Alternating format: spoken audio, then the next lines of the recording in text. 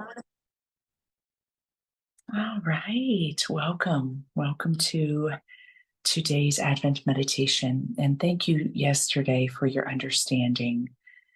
I was on the plane. I made it to the funeral and memorial and life celebration, which meant the world to me. Today's topic is imagination. And you'll see in the follow up when you receive the recording that I put imagination and memory, because imagination is rooted in the limbic system.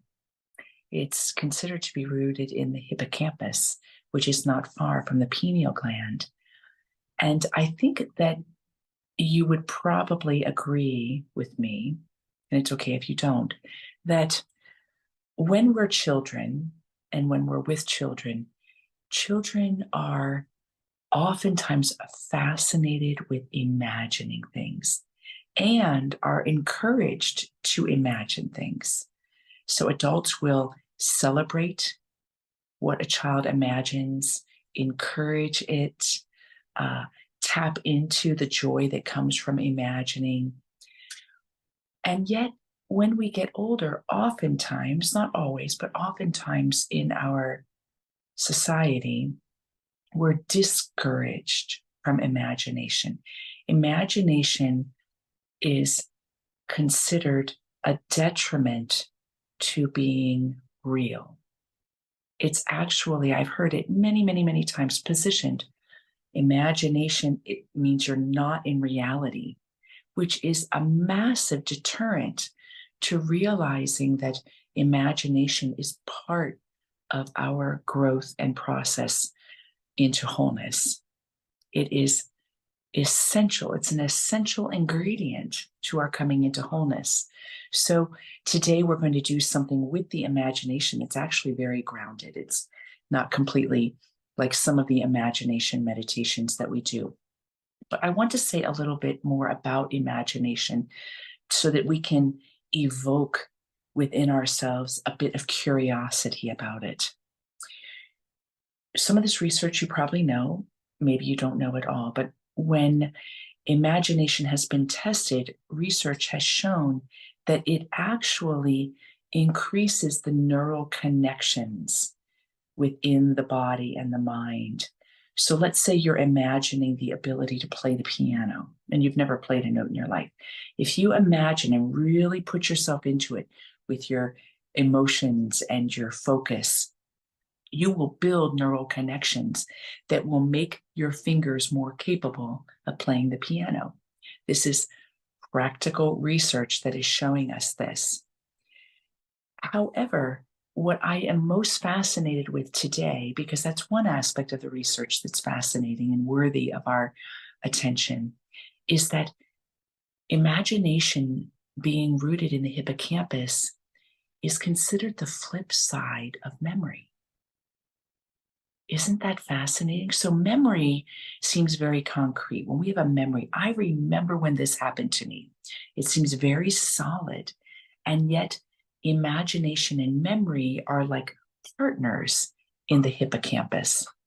So they are actually there and working together to increase our connection with ourselves and with reality. And I find that quite fascinating that they are partners. When imagination and when the role of the hippocampus has been studied, I hate to say it, in mice, what has been noted is that imagination connects from memory, that it has some connection with something that is part of our past. So that's our stepping stone. So imagination comes from something in our past. So instead of being completely unrelated to ourselves, it's actually intimately coming from something that we would say is part of our history. And what plays out with the role of imagination is it moves us into theta brain waves. And if you've ever studied theta brain waves, those are the brain waves that are optimal when you are in deep states like trance and some levels of meditation. Now, what happens here in the hippocampus is something called place cells. And when they've studied it in mice, when they are activating the hippocampus, these place cells provide an anchor for the mouse and translated to us for our place in the world. So imagination and memory are integral to an experience, not just an understanding of our actual place in the world. And it's keyed into three movements that happen: the past, the present moment, and the possibility of the future. So these place cells are holding in the present moment all three. And this is recorded as they have researched mice and subsequently human behavior and the action of the hippocampus. So when we look at imagination, we have the opportunity to see that it's not taking us away from reality, that it's actually activating a deeper experience of belonging. Isn't that fascinating?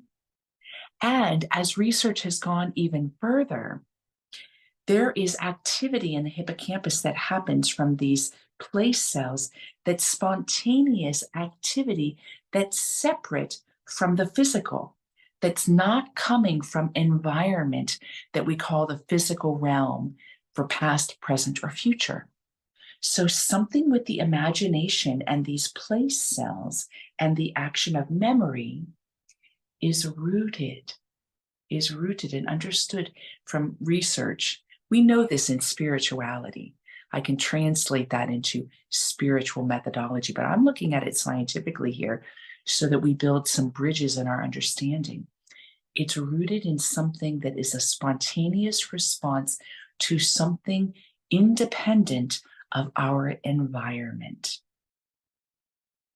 So hopefully this bolsters your curiosity in the role that imagination can play in your own personal growth and your own connectivity with a sense of belonging in this world. Belonging in this world. To add a little breadth and depth to that, I want to read a poem that you are probably quite familiar with. And in fact, at the memorial that I was at last night, the child, it's a they, the child Aurora quoted part of this poem as being a takeaway of the inspiration of his dad that passed just a couple weeks ago. It's Wild Geese by Mary Oliver, and it speaks to what we're talking about here. You do not have to be good. You do not have to walk on your knees for 100 miles through the desert, repenting. You only have to let the soft animal of your body love what it loves. Tell me about despair, yours, and I will tell you mine. Meanwhile, the world goes on. Meanwhile, the sun and the clear pebbles of the rain are moving across the landscapes, over the prairies and the deep trees, the mountains and the rivers. Meanwhile, the wild geese, high in the clean blue air, are heading home again.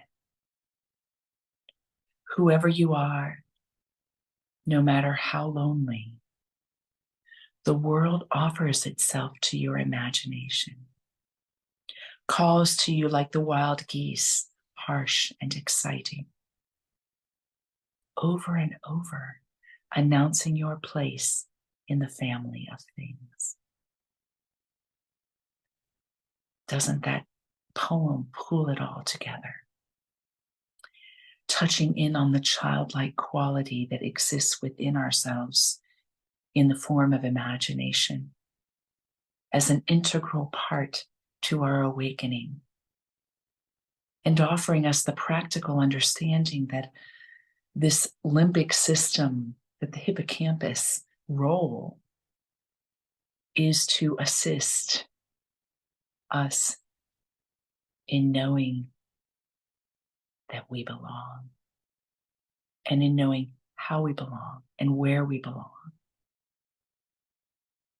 Let's not discard imagination as a childish activity, but open to it as a recovery and a remembering of the childlike portal that is right within us. So today's meditation, we've done oftentimes meditations that evoke the use of imagination, but I want to utilize a different form of the imagination this time. And you may or may not find it easy. And that's okay. That's why we're here, is we're being curious. So what I'm going to do is I'm going to move out of the screen in a moment, and I'm going to hold this candle. And our meditation is going to be looking upon the flame and just simply letting our focus relax into the flame. Among the many ways that we can activate the limbic system, the pineal gland, the hippocampus, the hypothalamus, and all the rest, the increasing of the cerebral spinal fluid, is to let our gaze drop into a focus that's not harsh and not grabbing at it, but rather just being with and letting the object of the focus lead us on, if you will. So I'm going to invite you through a bit of guidance to let yourself focus in here. And as you focus in on the flame, there'll be a little bit of guidance to let the imagination open up to the experience of the interconnectedness that happens with the flame, and then simply open up to the experience of the flame, however it moves you. And again, I'll be moving out of screen here when we do this. All right. So I invite you to just find, if you took a few notes, let's set your pen down. Let's see if I can actually set this down and not have to hold it, just so you don't chance seeing my hands in the focus.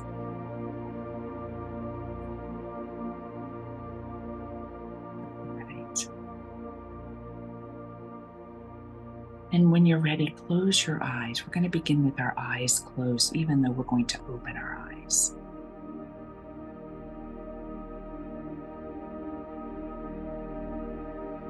And with your eyes closed, you saw a little vision of the flame. Conjure up the flame in your imagination.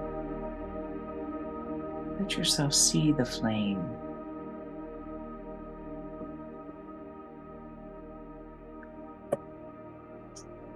And if you can, in your imagination, let go of anything that might be a distraction to your focus.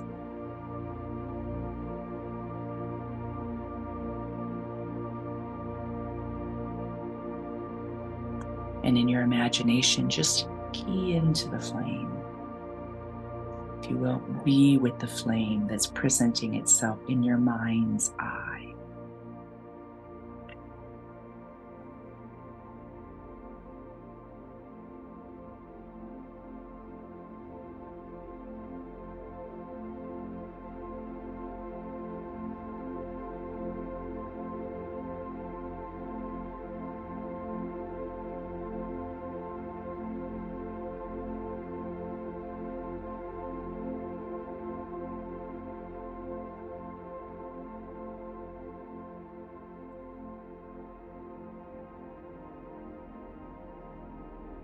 And then when you're ready, very slowly open your eyes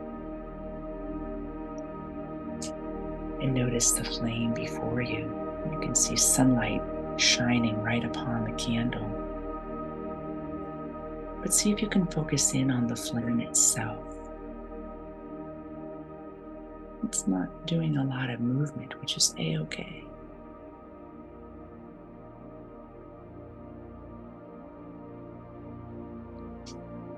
And I too am gazing upon this flame.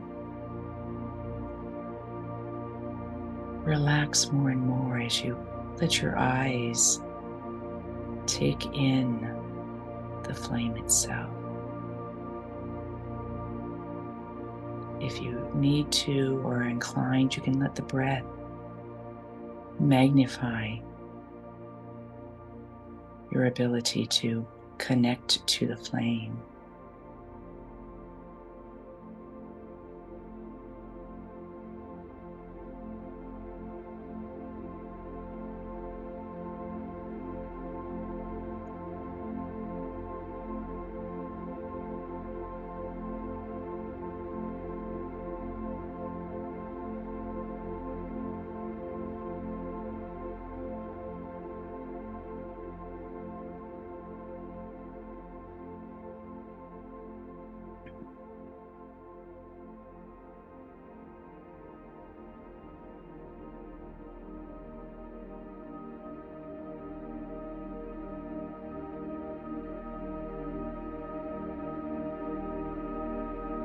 To be in the silence a bit together.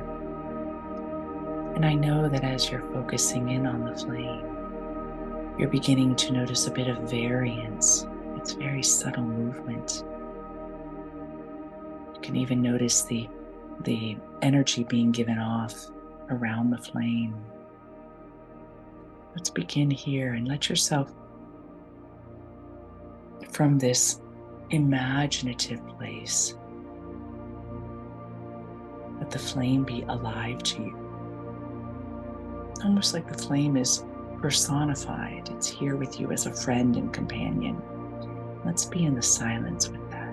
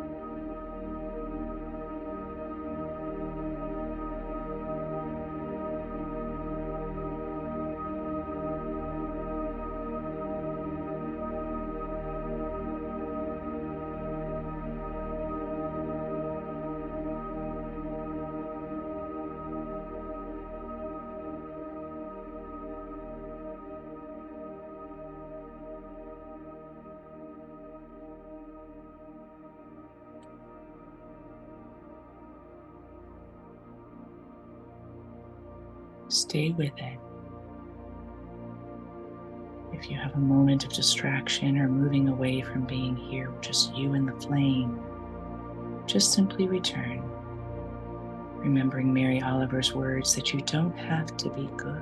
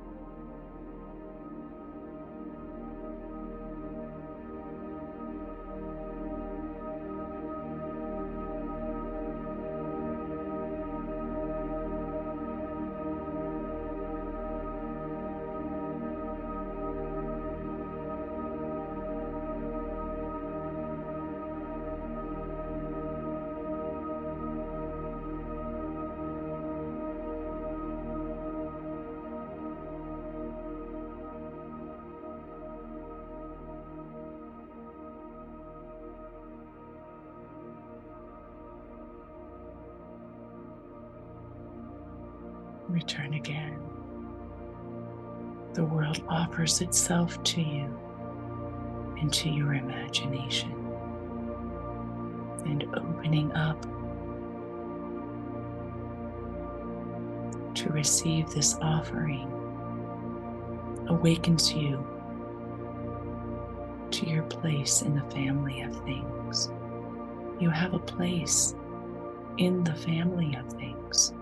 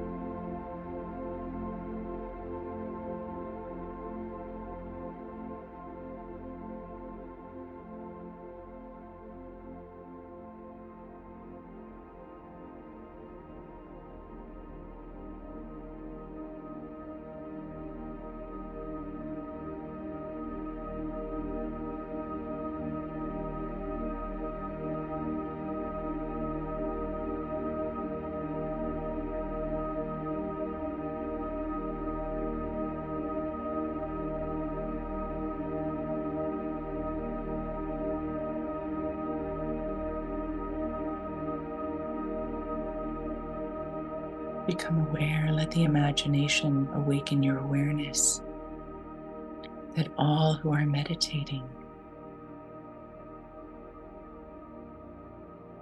whether it's on this live call, whether it's on their own time, that we are like energetic spokes connected in this flame.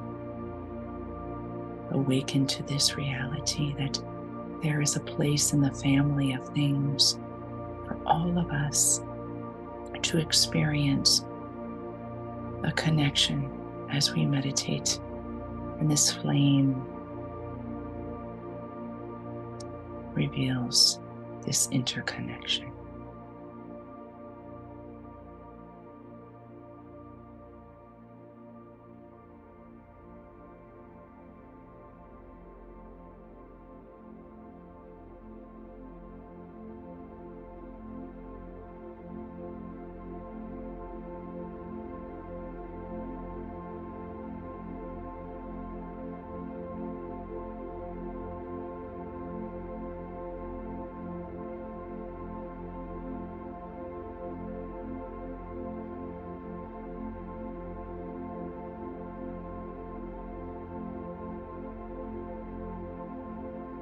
And as we have heard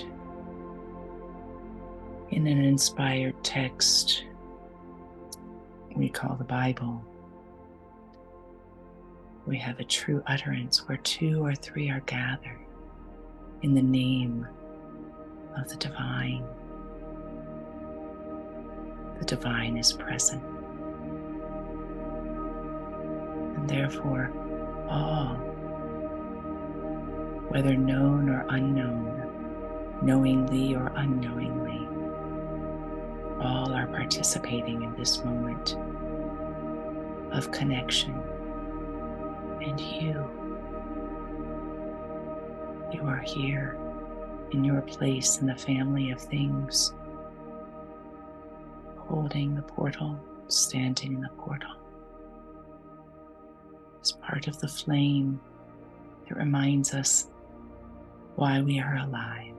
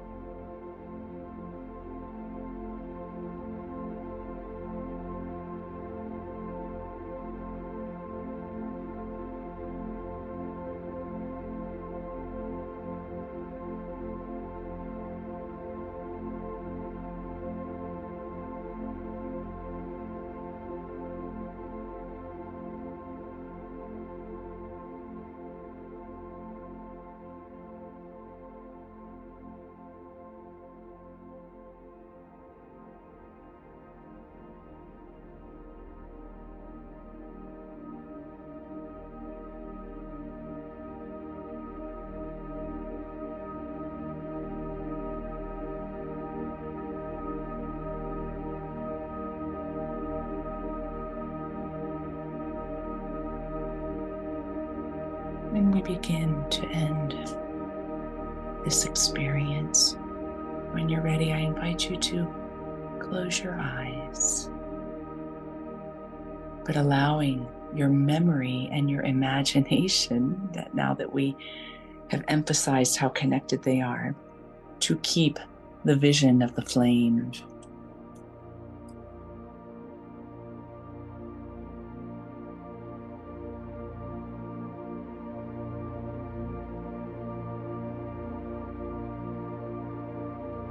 And in the silence with your eyes closed, allow whatever positive sentiment or heavy sentiment, whatever is there for you right now. For remember, Mary Oliver knows you do not have to be good. Whatever is there, let it come forward and be held and seen by you. Just as you would hold a child.